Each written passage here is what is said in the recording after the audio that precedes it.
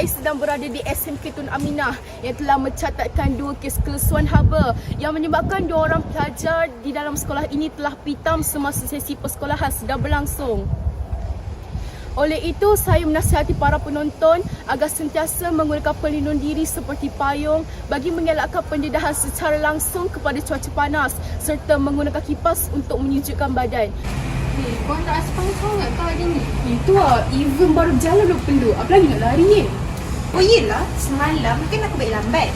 Lepas tu, aku tengok berita, wartawan tu suruh pegang kipas dengan payung serentak. Takkan susah?